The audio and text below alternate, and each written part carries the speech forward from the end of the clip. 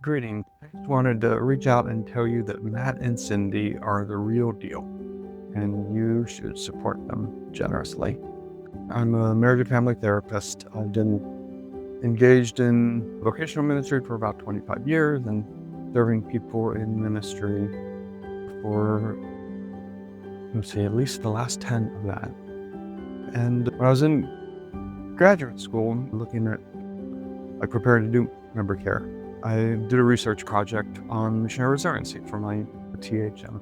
So I am somebody who's been in ministry for a while, been involved in member care for a while, and has some academic perspective on how missionaries persevere with joy. And so I can kind of speak to Matt and Cindy from that perspective, but actually much more so from a personal perspective, my personal encounter with them and the impact they've had on my life. And so I met Matt and Cindy in Montenegro at a conference for missionaries in Albania.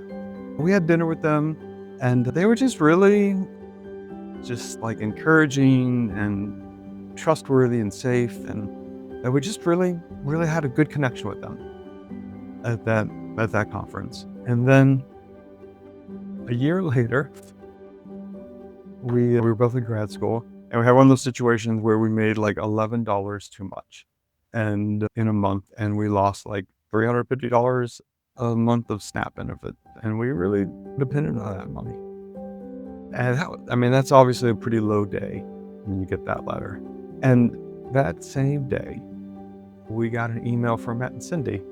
In retrospect, I can see that they were just being really sensitive to the Spirit's prompting when they said that. Hey, we're kind of curious if you might be open to coming and using our ministry space to host the missionaries you're working with in Albania for like 3 months in the spring, so we can come back for the birth of one of our grandchildren. And I remember looking at my wife and just thinking, whose life is this? It was the same day that we lose SNAP benefits, and it's a big loss. We get invited to move to Greece. And so that's something that I've seen in them again and again and again, is that kind of generosity of spirit and that sensitivity to the Spirit. And so it worked out for us for our family to move there to Greece and look after their space for about 3 months and host some missionaries to kind of do some retreats with them and some debriefs with them and go and travel and do some things. And that was 2019. And then we had about 3 weeks where we just didn't have anybody coming or going, and we got to sit there on the balcony at their house and kind of looking out at the vista across the valley and just talk and just listen, drink coffee and just be together. And out of that time there, she made the decision there in Corfu to switch topic and to do her dissertation on that resilience research. The big piece. And so that happened there. Our son, I just found this school picture of him. I don't know if you can see that very well. Oh, there you go. Yeah. So he'll be 14 in December. He was 7 there. And while we were there, he became an avid reader. We just started reading chapter books because of the books that they had there. And then he has continued. And we were able to homeschool him. And I think I look back on kind of how 2020 played out for us and the years since then, and I can see that 3 months there was an absolute gift to us. And that's been my experience with Matt and Cindy for many, many years now, is they are good, gracious, humble, sensitive, caring, hospitable people. And their lives radiate out into the world in really significant ways that are often hidden.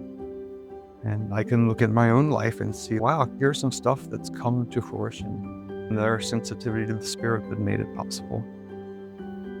And so it's hard when you do member care to raise support on stories of transformation. And that's because the stories that we are a part of are not ours to tell. They're somebody else's story. They're sacred. And to try to profit off of somebody's sacred story is it just feels wrong to us in member care. And so it's hard for us to tell stories of transformation that are not our own stories to tell. It's just not our stories. And I want to encourage you to support Matt and Cindy. Paul says in 2 Corinthians 9 that each of us should decide in our heart what we're going to give. And then he kind of like encourages us that first, that God loves a cheerful giver. And so we shouldn't give so much as to no longer be able to be a cheerful giver. But he also tells us that if we sow sparingly, we will reap sparingly. And if we sow abundantly, we will reap abundantly. And so I want to encourage you to give as generously as you can, and to also maintain without sacrificing that cheerfulness as a giver. Paul says there also that what you give is not only supplies for the needs of the saints, but is multiplied out with abundance thanksgiving. And that's what Matt and Cindy do. They are supplying for the needs of the saints. And it radiates out with much thanksgiving and much gratitude. And so I just really would encourage you to give to them, to give generously, to set up a monthly contribution to them. That would probably be the most helpful.